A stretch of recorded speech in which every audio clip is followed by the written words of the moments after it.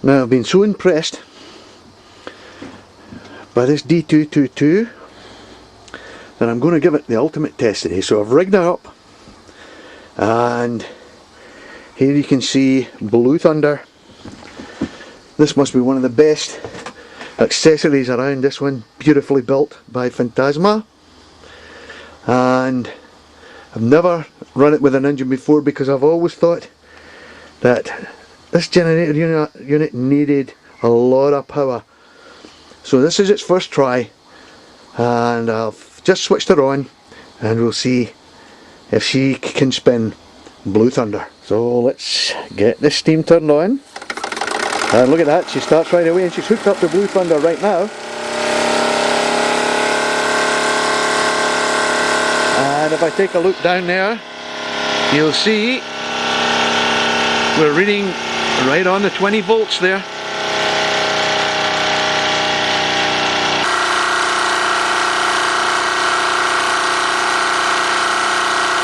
And she's running the light as well.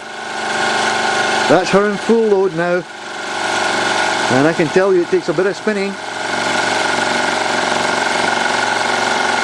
A lot of belt slip going on there, but it's still lighting up the bulbs easily enough.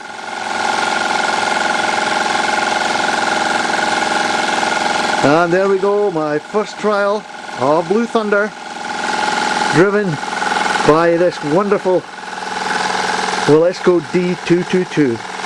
Really pleased with that. Impressed? You betcha. So there we are. An impressive display to say the least. I'm really pleased. And my first trial for one of my favourite accessories, Blue Thunder. So there we are, from a very busy Sandman Steam Shack. I hope you enjoyed it. We'll see you on the tables. Bye now.